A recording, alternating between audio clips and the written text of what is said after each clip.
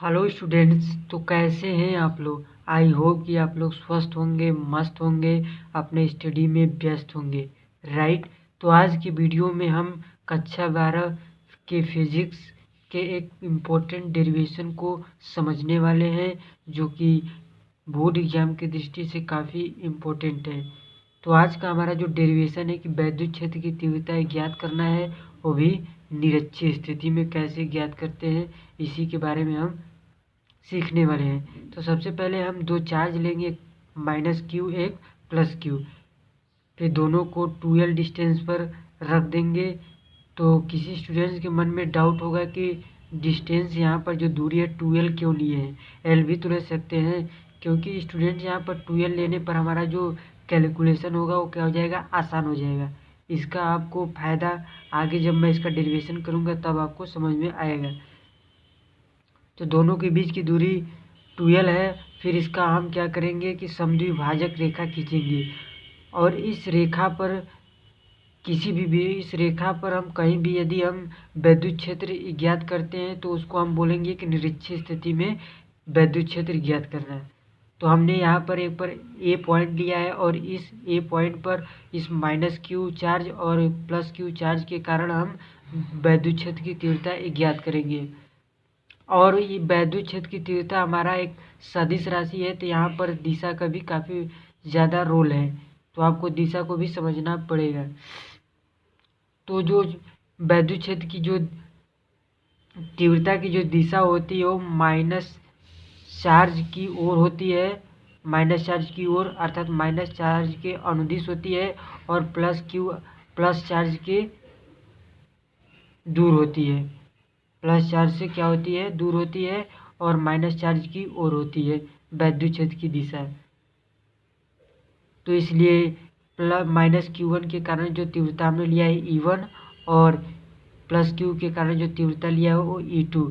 तो इस तरह दोनों के बीच में एंगल कितना बन गया, थीटा। तो आइए हम सबसे पहले लिख लेते हैं इसको कि माइनस Q आवेश के कारण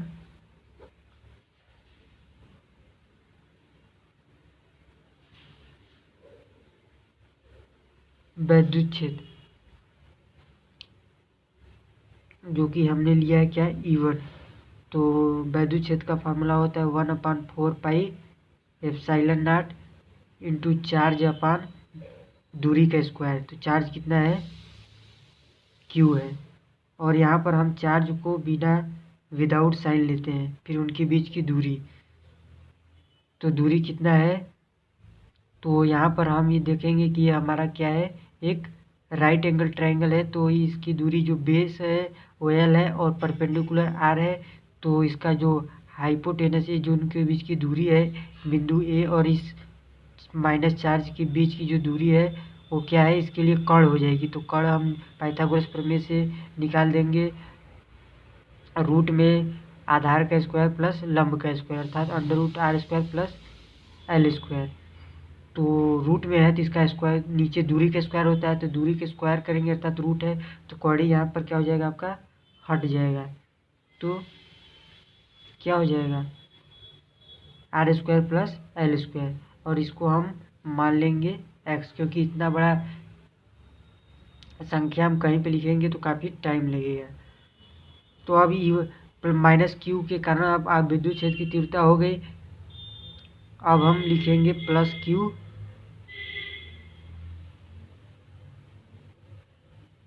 आवेश के कारण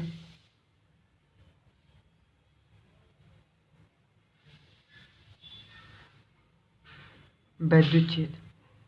तो प्लस Q के कारण जो वैद्युत क्षेत्र हमने लिया वो क्या है, E2 है, और दिशा कैसे इससे दूर है हमने आपको बता दिया कि माइनस चार्ज के कारण वैद्युत क्षेत्र की जो दिशा होती है वो माइनस चार्ज की ओर होती है, और प्लस चार्ज से दूर होती है वैद्युत क्षेत्र की दिशा। तो इसके कारण जो वैद्युत क्षेत्र की तीव्रता है वो E2 है। तो E2 का यहाँ पर इसका मान लिख लेंगे 1/4 pi epsilon naught into charge upon दूरी के स्क्वायर। तो चार्ज कितना है, क्यू है यहाँ पर भी। और यहाँ पर हम जो विद्युत क्षेत्र की तीव्रता फार्मूला में विदाउट साइन चार्ज को रखते हैं। दूरी कितना है, इसके लिए भी दूरी वही है, तो इसके लिए भी हो जाएगा R square plus L square. तो इसका मान भी हम एक्स लिख लेंगे क्योंकि दोनों का वैल्यू सेम है E1 E2। तो अब इस बिंदु ये है, इस पर हम नेट विद्युत क्षेत्र की तीव्रता निकालेंगे क्योंकि एक विद्युत क्षेत्र की दिशा E1 इधर है और E2 इधर है, अर्थात दोनों के बीच में एंगल थीटा बन रहा है। तो इस बिंदु पर इन दोनों विद्युत क्षेत्र के कारण जो नेट तीव्रता होगी वो होगी इसके ठीक बीच में। क्यों ठीक बीच में होगी, क्योंकि दोनों का परिमाण क्या है, सेम है। तो ई नेट इनके ठीक बीच में होगा, तो जो एंगल होगा वो बराबर रूप से बढ़ जाएगा, अर्थात θ/2 हो जाएगा।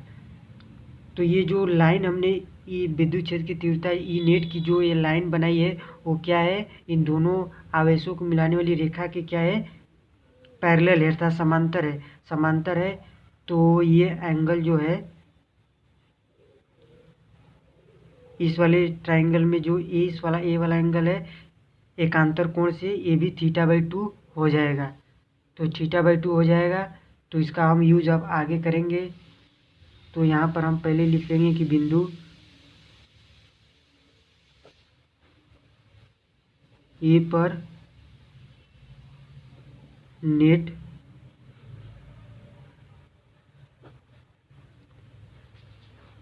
विद्युत क्षेत्र, तो ई नेट क्या हो जाएगा, जब दो वेक्टर लगे हो उनके बीच में एंगल थीटा हो तो उसका परिमाण परिणामी उसका क्या होता है, उसका फार्मूला होता है E1 का स्क्वायर प्लस E2 का square plus 2E1 E2 into cos theta, और ये थीटा जो उनके बीच का एंगल है। आई रिपीट कि यदि दो वेक्टर किसी एंगल पर लगे हों, जैसे यहाँ पर E1 और E2 के बीच में एंगल थीटा है, तो इनका जो परिणामी होगा, नेट होगा, उसका फार्मूला होता है अंडर रूट पहले के स्क्वायर प्लस दूसरे के स्क्वायर प्लस 2 इंटू पहला इंटू दूसरा इंटू कॉस थीटा। तो E1 की वैल्यू यहाँ पर हम निकालें जो कि क्या है, यक्स है। देखिए यहाँ पर फायदा हो गया कि नहीं, इतना बड़ा नंबर कर लिखेंगे फिर उसका स्क्वायर करेंगे, काफ़ी आपको टाइम लगेगा। तो x square into E1 E2 दोनों सेम है, तो इसका भी x square into 2x into x और कॉस थीटा। तो यहाँ पर हम इसको सॉल्व कर लेते हैं। x इंटू एक्स कितना हो, 2x स्क्वायर हो जाएगा प्लस इधर भी 2x स्क्वायर हो जाएगा इंटू में कॉस थीटा। अब 2x स्क्वायर दोनों में कॉमन है तो कॉमन कर लेते हैं, उसको रूट से भी बाहर निकाल लेते हैं। x स्क्वायर का रूट लेंगे तो x हो जाएगा, और तो 2 का रूट लेंगे तो 2 ही रूट हो जाएगा, और अकॉर्डिंग क्या बचेगा 1 प्लस कॉस थीटा। तो कॉस थीटा का हाफ एंगल वाला फार्मूला लगा देंगे, तो कॉस थीटा का हाफ एंगल फार्मूला लगाएंगे तो 2 कॉस स्क्वायर θ/2 माइनस 1 हो जाएगा। कॉस थीटा यहाँ बचेगा, कॉस थीटा का हाफ एंगल वाला हमने यहाँ पर फार्मूला रख दिया है। ऐसा इसलिए किया क्योंकि ये हमारा कैंसिल हो जाएगा और हम इसको बाहर कड़ी से कर सकते हैं।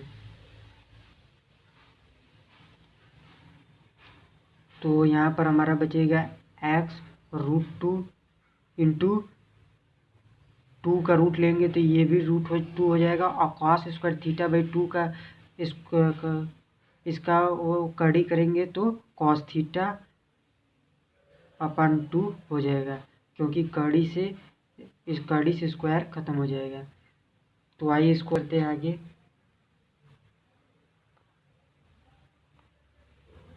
ई नेट बराबर क्या हो जाएगा, और रूट में रूट का मल्टीप्लाई होगा तो कितना हो जाएगा 2, तो 2x कॉस θ/2। तो यहाँ पर हम क्या, ये कॉस थीटा की θ/2 जो है उसका हम मान निकाल लेते हैं। तो यहाँ पर इस एंगल में जो ए वाला एंगल हमने एकांतर कोण से लिया है θ/2, यहाँ पर कॉस थीटा अप्लाई कर देते हैं इस वाले राइट एंगल ट्रायंगल में। तो कॉस थीटा का फार्मूला होता है आधार बटा कर्ण। तो आधार यहाँ पर एल है और कर्ण कितना है under root R square plus L square. तो यही यहाँ पर पुट कर दीजिए। तो 2 इंटू एक्स की वैल्यू यहाँ पर निकाले हैं तो यहाँ पर भर लीजिए। तो 1/4 pi epsilon nought Q upon R square plus L square into cos theta. तो कॉस थीटा का वैल्यू है L upon under root R square plus L square. तो आइए इसको हम थोड़ा सा आगे सॉल्व कर लेते हैं। तो 1/4 पाई एप्साइलन नॉट और 2 को इधर रख देते हैं। तो 2 इंटू क्यू एल अपान यहाँ पर